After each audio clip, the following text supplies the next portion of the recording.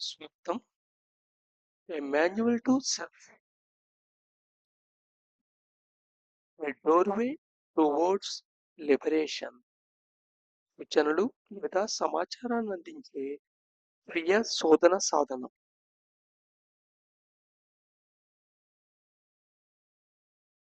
Universal laws study చేస్తున్నాం. Next law of transmutation of energy. Law of transmutation of energy. So energy అంటే శక్తి.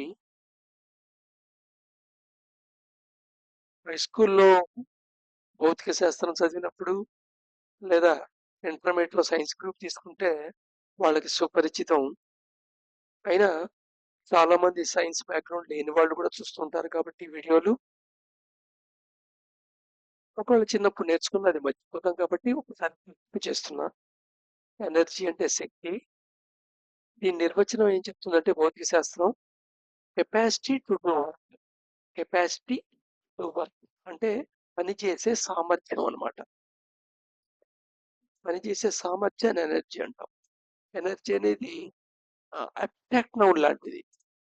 ఒక వస్తువు కింద నువ్వు చూపించలేవు, but you can experience it. Transmutation. Transmutation అంటే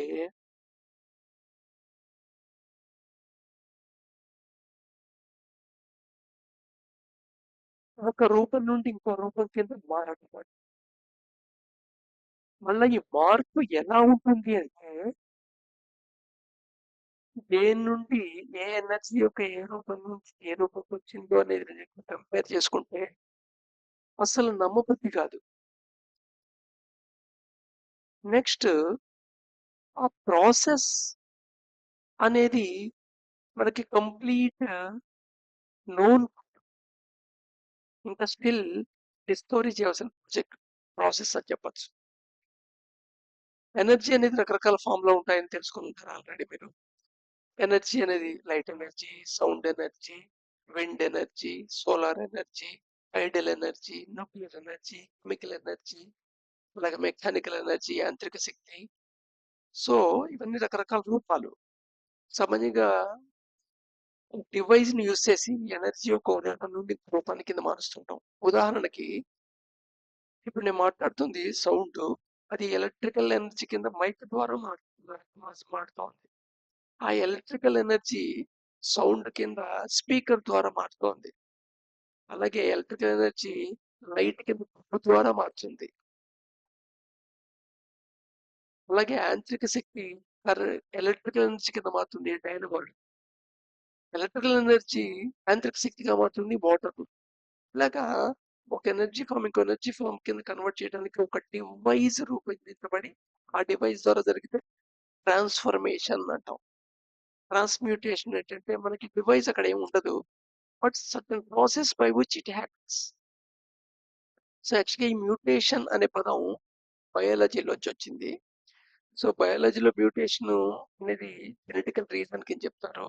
ఒక స్పీషీస్ నుండి ఇంకో స్పీషీస్, ఒక జాతి నుండి ఇంకో జాతి ఏర్పడడానికి క్రోమోజోముల అమరికలో మార్పు రావడం, జీన్ల అమరికలో మార్పు రావడం, దీన్ని మ్యూటేషన్ అంటారు. సో ఇక్కడ ఎనర్జీ ఒక రూపం నుండి ఇంకో రూపానికి నేచురల్ గా మారుతుంది. అది ట్రాన్స్మ్యూటేషన్ ప్రాసెస్ అంటాం. సో ప్రపంచంలో ఉన్న ప్రతిదీ ఎనర్జీ యొక్క రూపమే. ఏదైనా ఎనర్జీ యొక్క రూపమే. ఇంకోటి E=mc² అని చెప్తారు కదా. So M=E/c². సర్టన్ ఎనర్జీ కనుక డిసపియర్ అయితే మాస్ కింద ఏర్పడుతుంది. మాస్ డిసపియర్ అయితే ఎనర్జీ కింద ఫామ్ అవుతూ ఉంటుంది. అందుకని ప్రపంచం మొత్తం మీద ఎనర్జీని సృష్టించలేము, నాశనం చేయలేము, కానీ మొత్తం ఎనర్జీ స్థిరము. మొత్తం ఎనర్జీ స్థిరంగా ఉంటే లేదా ఒక రూపం నుండి ఇంకో రూపం కింద మారాలి. మాస్ అనేది కూడా ఎనర్జీ యొక్క ఒక రూపం మాట. సో ఎనర్జీ మాస్ రూపంలో ఎలా మారుతుంది అనేది ట్రాన్స్మిటేషన్ ప్రాసెస్. ఆ ప్రాసెస్ ఇంకా డీటెయిల్ గా ఎవరు ఎక్స్ప్లెయిన్ చేయలేరు. ఇది how energy move from one state to దానికి ఆన్సర్. మనకి అన్ని ఎనర్జీ అని చెప్పాను కదా, థాట్ ప్రాసెస్ కూడా, థాట్, ఒపీనియన్, ఇవన్నీ కూడా ఎనర్జీ ఫార్మ్సే. మనకి థాట్‌లో 2 సిట్యుయేషన్స్ మనకు నచ్చవు. ఒకటి నెగెటివ్ ఎక్స్‌పీరియన్సెస్, రెండోది ఛాలెంజెస్. నెగెటివ్ ఎక్స్‌పీరియన్సెస్ మళ్ళీ జ్ఞాపకానికి వస్తూనే ఉంటాయి. గమ్మత్తేంటంటే ట్రిగ్గర్ లేకుండా కూడా జ్ఞాపకం వచ్చేస్తుంటాయి. సామాన్యంగా పాజిటివ్ ఎక్స్‌పీరియన్సెస్ ఉంటాయి. హ్యాపీ ఎక్స్‌పీరియన్సెస్ ఇవి ట్రిగ్గర్ ఉంటేనే గుర్తుకొస్తాయి. ఫర్ ఎగ్జాంపుల్ మీరు పెళ్ళప్పుడు ఫోటో తీసుకున్నారనుకోండి. ఆ ఫోటో చూడంగానే పెళ్లి లాంటి ఒక పాజిటివ్ ఎక్స్‌పీరియన్స్ గుర్తురావడం లాంటిదనమాట. ట్రిగ్గరింగ్ మాట ఫోటో అనేది. అలాగే బట్ నెగెటివ్ ఎక్స్‌పీరియన్సెస్ గమ్మత్తుగా ఉంటాయి. అవి మైండ్‌లోంచి బయటికి రీకాల్ అయిపోతుంటాయి. ట్రిగ్గరింగ్ ఏమిటో కూడా తెలీదు మనకి. స్పెసిఫిక్ ట్రిగ్గర్ కూడా ఉండదు. ట్రిగ్గరింగ్ వల్ల కూడా వస్తాయి. బట్ ట్రిగ్గరింగ్ లేకుండా కూడా వస్తాయి అనేది వాస్తవం. ఇప్పుడు మనకి నెగెటివ్ ఎక్స్‌పీరియన్సెస్ గుర్తున్నట్టు ఫీల్ అవుతుంటాం అందుకనే. సో, ఎక్స్‌పీరియన్సెస్ ఎందుకు వస్తున్నాయి అంటే వాటి పర్పస్ ఏమిటయ్యా అంటే they want to teach something. నువ్వు అవి ఏదైతే బోధించదలుచుకున్నాయో, ఏదైతే చెప్పదలుచుకున్నాయో అది నేర్చుకునేదాకా రిపీట్ అవుతూనే ఉంటాయి. ఆ ఎక్స్‌పీరియన్స్ మళ్ళీ రిపీట్ అవుతుంది. అందుకని నెగెటివ్ ఎక్స్‌పీరియన్స్ మళ్ళీ వస్తాయి. సో, ఆ నెగెటివ్ మెమరీ ఆ ఎక్స్‌పీరియన్స్‌కి సంబంధించిన నెగెటివ్ ఎక్స్‌పీరియన్స్ మెమరీ మళ్ళీ వస్తుందంటే అదేదో నేర్పదలుచుకుంది, నేర్పించడానికి ప్రయత్నం చేస్తోంది. కానీ నువ్వు నేర్చుకోలేదు. అందుకని మళ్ళీ ఇస్తుందన్నమాట. సో, అనుకోని ప్రతి negative experience can be converted into learning opportunity. So, negative experience learning opportunity కింద కన్వర్ట్ చేయొచ్చు. ఇది ట్రాన్స్‌మ్యుటేషన్ ప్రాసెస్ అన్నమాట. ఎనర్జీ. అలాగే ఛాలెంజెస్ కూడా మనకి ఇష్టం ఉండవు. ఎందుకు ఛాలెంజ్ ఇష్టం ఉండదంటే, ఉన్న స్థితి అలా కంటిన్యూ అవ్వాలి అనే యాటిట్యూడ్‌లో ఉంటాం. ఉన్న స్థితిని కంటిన్యూ చేసే గుణాన్ని ఏమంటాం? జన్మం అంటాం. ఫిజిక్స్‌లో చెప్తారు ఇనర్షియా అని. సో, ఒక వస్తువుని ఒక చోట పెట్టామంటే అది ఎవరికి దొరకకపోతే దాని మీద ఏ విధమైన బాహ్య బలము, ఫోర్స్ ప్రయోగించినట్టయితే అది అక్కడే ఉంటుంది. అలాగే ఒక కదులుతున్న వస్తువు మీద ఏ విధమైన ఫోర్స్ ప్రయోగించకపోతే అది అలాగే కదులుతూనే ఉంటుంది, ఆగదు. దీన్ని ఎనర్షియా అంటాం. అలాగే బాడీకి, మైండ్‌కి కూడా ఎనర్షియా ఉంటుంది. బాడీ వాంట్ యాక్చువల్‌గా ఎవర్ చేంజింగ్ బాడీ. కానీ ఒక ఇనర్షియా ఉంటుంది. ఆ ఇనర్షియా ఎక్కడ బయటపడుతుందంటే లేజినెస్ కింద బయటపడుతుంటుంది. అలాగే మైండ్‌కి ఎనర్షియా ఉంటుంది. బాడీ ఎనర్షియా కంటే స్ట్రాంగ్. ఇది కొత్త ఛాలెంజెస్‌ని స్వీకరించదు.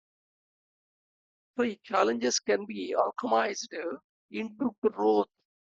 ఈ ఛాలెంజెస్ ఏమున్నాయో ఆల్కమైజ్ అవుతాయి గ్రోత్ కింద. అది కూడా ట్రాన్స్‌మ్యుటేషన్ ప్రాసెసే. ఆల్కమైజింగ్ అంటే ఏంటంటే ట్రాన్స్‌ఫరింగ్ వాటి యొక్క నేచర్ గాని, ఆ ఛాలెంజ్ యొక్క నేచర్ గాని, లేదా ప్రాపర్టీ గాని మార్పు చెందుతుంది to something that is seemingly magical process.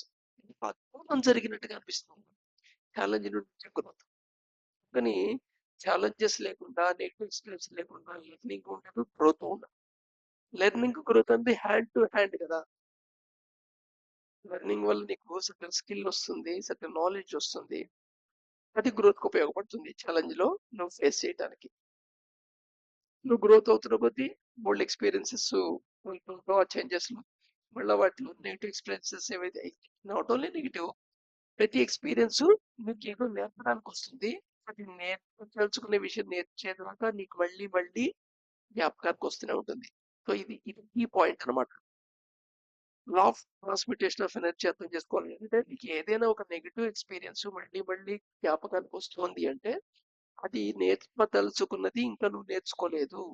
So, ఇంకా సో, ఈ నేర్చుకోవడానికి మన బాడీలోనే ఒక కండిషన్ ఉంది మనకు. మన మెంటల్ అండ్ ఎమోషనల్ స్టేట్స్ ఏవైతే ఉన్నాయో అవి బాడీ మెలేబిలిటీ కోల్పోతుంది గ్రోత్‌లో. అట్లా డెవలప్ అవుతున్నప్పుడు నిజంగా ఒక కణం నుండి ఇన్ని రకాల కణాలు ఏర్పడతాయి కదా! ఏ కణంతో స్టార్ట్ అయిందో ఆ కణంతోనే ఈ గుండె కణాలు ఏర్పడతాయి. ఆ కణంతోనే లివర్ కణాలు ఏర్పడతాయి. ఆ కణంతోనే నీ కిడ్నీ కణాలు ఏర్పడతాయి. ఆ కణంతోనే నీ బోన్ కణాలు ఏర్పడతాయి. ఆ కణంతోనే నీ మసిల్స్ ఏర్పడతాయి. నీ శరీరంలో ఉండే ప్రతి భాగంలో ఉండే కణాలు ఒక్క కణం నుండి ఏర్పడినవే. సో, ఈ బయోలాజికల్ మెలేబిలిటీ చెప్పాను. కానీ ఇప్పుడు గుండెలో ఒక కణం తీసుకొని దాన్ని లివర్ కింద డెవలప్ చేయడం సాధ్యం కాదు. కిడ్నీలో కణం తీసుకొని ఇంకో దానికి సాధ్యం సాధ్యం కాదు. స్టెమ్ సెల్స్ అంటారు కదా, పొట్టు కణాలు దాయటం కూడా మొదలెట్టారు ఈ మధ్య టెక్నాలజీలో. ఫ్యూచర్ లో ఆ టెక్నాలజీ వస్తుందేమో అని. బట్ పొట్టు కణం ఏంటి, బొడ్డు దగ్గర ఉండే కణం ఏంటి అంటే స్టార్టింగ్ కణం అది.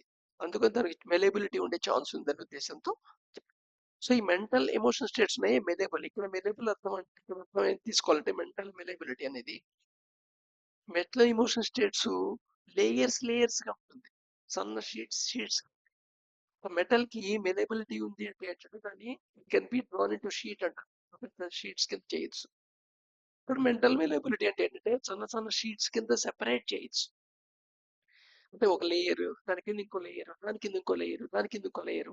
నీ మెమరీ ఎమోషన్ స్టేట్స్ అన్ని లేయర్డ్ స్ట్రక్చర్ ఉంటాయి. నీ లెర్నింగ్ ఆపర్చునిటీ కింద తీసుకున్నప్పుడు లేదా గ్రోత్ అవుతున్నప్పుడు ఆటోమేటిక్ గా ఈ లేయర్స్ అన్ని అన్ఫోల్డ్ అవుతాయి. అవి రూట్ కాజ్ దగ్గరికి వెళ్తుంటాం. ఈ జర్నీనే ఇన్నర్ జర్నీ అని. So law of transmutation of energy sufficient గా అండర్స్టాండ్ చేసుకుంటే నీకు నెక్స్ట్ ఎక్స్పీరియన్స్ అనేది ఒక లెర్నింగ్ ఆపర్చునిటీ లా కనబడుతుంది. ప్రతి ఛాలెంజ్ నీకు గ్రోత్ కింద పరివర్తన చెందుతుంది. Thank you. రేపు ఇంకోలా చూద్దాం.